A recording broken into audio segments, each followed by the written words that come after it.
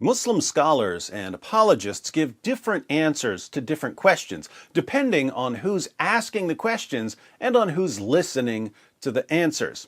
If a Muslim man asks a Muslim scholar a question and the only people who are paying attention to the answer are other Muslim men, that Muslim scholar will typically try to give an accurate Islamic response. But if a similar question is being asked by a Christian, the Muslim scholar will give a very different response. And the response will differ even further depending on whether the Christian who's asking the question knows what's in the Muslim sources or doesn't know what's in the Muslim sources. In other words, if the Muslim scholar can tell that the Christian who's asking the question knows what's in the Quran and the Hadith, he'll try to give a response that fits the Quran and the Hadith, even though he's twisting the meaning.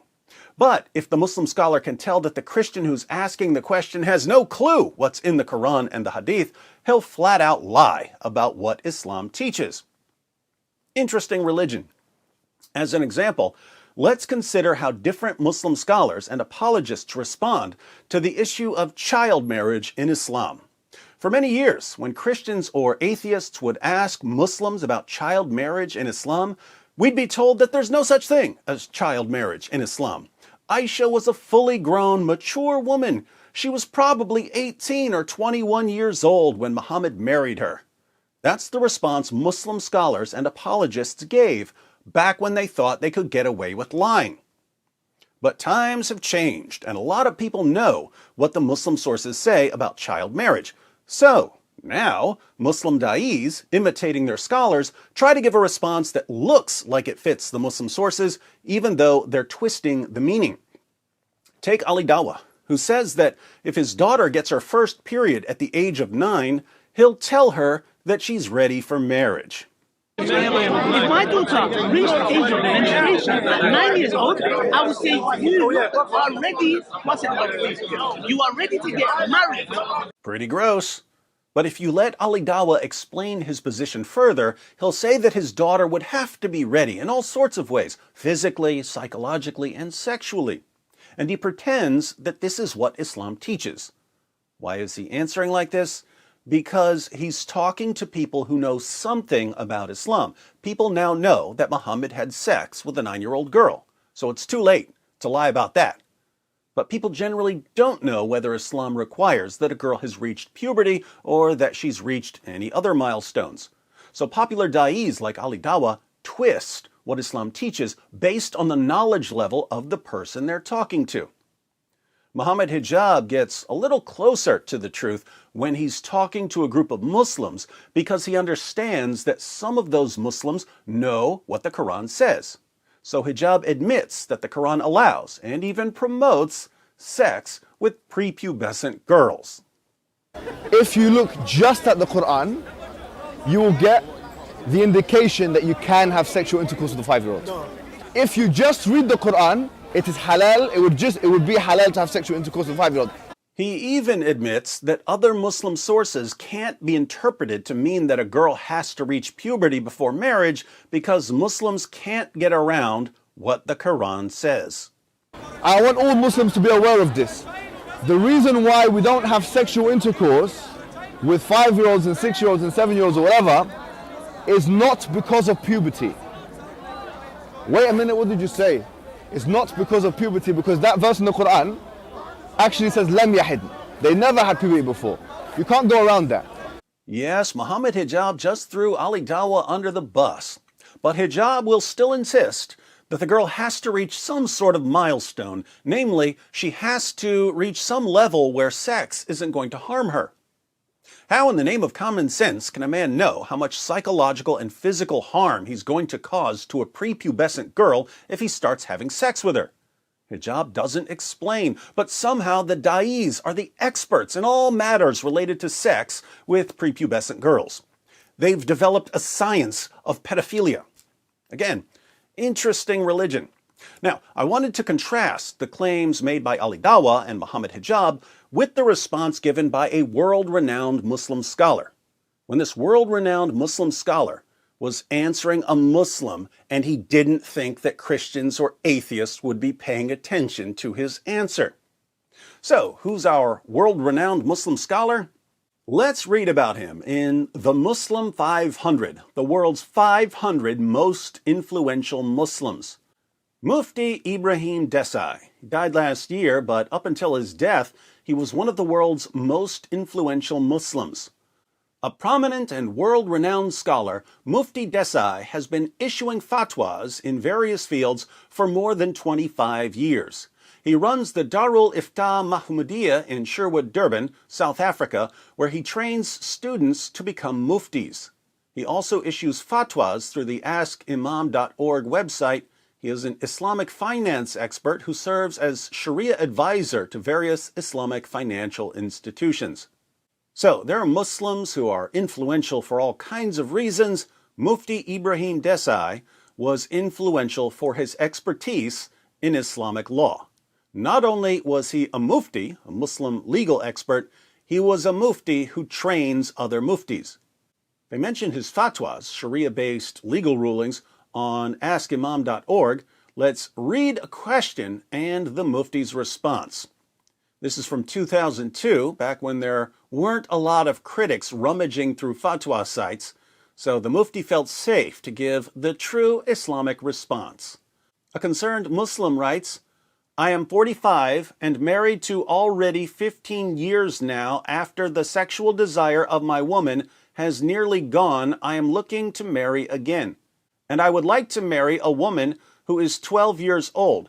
Her father and she has also agreed. My first wife told me that it could make problems if it will be a big difference in age, and also some of my children are older than my second wife.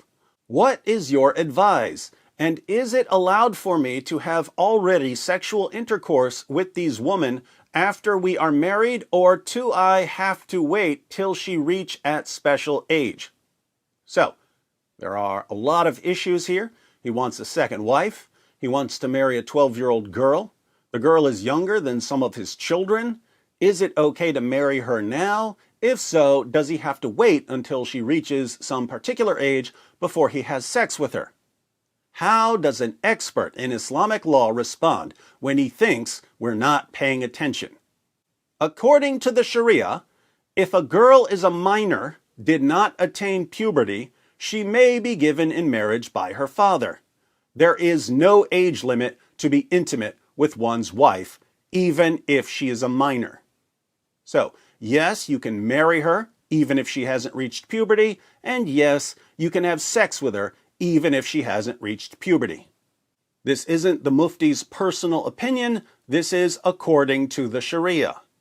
But he continues, it is important for you, in your situation, to consider the age difference reservation expressed by your wife. And Allah Ta'ala knows best. Mufti Ebrahim Desai. Notice, it's fine to marry a prepubescent girl, it's fine to have sex with a prepubescent girl, but you should consider the age difference when you're deciding whether to marry her. Why does Mufti Ebrahim Desai say that the man should take the age difference into account? Muhammad was 51 years old when he married Aisha, who was 6 years old. Muhammad had sex with Aisha when she was only 9. Muhammad died when Aisha was 18, leaving her a childless widow for the rest of her life because he told his followers that they couldn't marry his wives after he died. So why take age difference into account? Because Muhammad did pay attention to age difference when people wanted to marry his daughter, Fatima. Sunan an-Nasai, 32:21. It was narrated from Abdullah bin Buraida that his father said, Abu Bakr and Umar, may Allah be pleased with them, proposed marriage to Fatima, but the Messenger of Allah said, she is young. Then Ali proposed marriage to her, and he married her to him. Did you catch that? Abu Bakr and Umar wanted to marry Muhammad's daughter, but they were much older than her. And Muhammad replied, no way. She's too young for you, you creepy old perverts. So Muhammad, the hypocrite, did take age into consideration when it was his own daughter, just not when it was Abu Bakr's daughter. All this means, of course, is that age is something to consider. But as long as you've considered it, you are free to marry and have sex with a prepubescent little girl according to Sharia. That's the answer you'll get if you're a Muslim asking a Muslim scholar. If you're a non-Muslim asking a Muslim scholar, you'll get a completely different answer. If you have no idea what Islam teaches, you'll be told that Islam totally forbids child marriage. If you already know that Muhammad had sex with a 9-year-old girl, you'll be told that Aisha had reached puberty even though she hadn't. A discussion with a scholar would probably go something like this. Hi, I'm thinking about converting to Islam, but I've heard that Islam allows sex with prepubescent girls. Is that true? That depends. Do you want to have sex with a prepubescent little girl? What? No, that's disgusting. Oh, then it is strictly forbidden in Islam. Now that I've answered your question, just go ahead and convert. Wait, why are you giggling? Oh, I'll tell you later, after you convert and you're no longer allowed to question Allah or Muhammad. What is this religion, where their greatest scholars freely discuss having sex with prepubescent girls among themselves, but as soon as the rest of us are listening, they suddenly deny it and start calling us liars for pointing out what their religion clearly and obviously teaches? Once they switch from giving fatwas to giving dawah, all the teachings of Islam mysteriously transform, like the world's ugliest and slimiest slug, putting on a butterfly costume and trying to flap its tail. What can I say? Dawah is deception. You tried on that. You tried on that. You tried on that. It just backfired on you. You tried on that. You tried on that. You tried on that. It just backfired on you. This is a part of a religion. There's a reason to it. Yeah?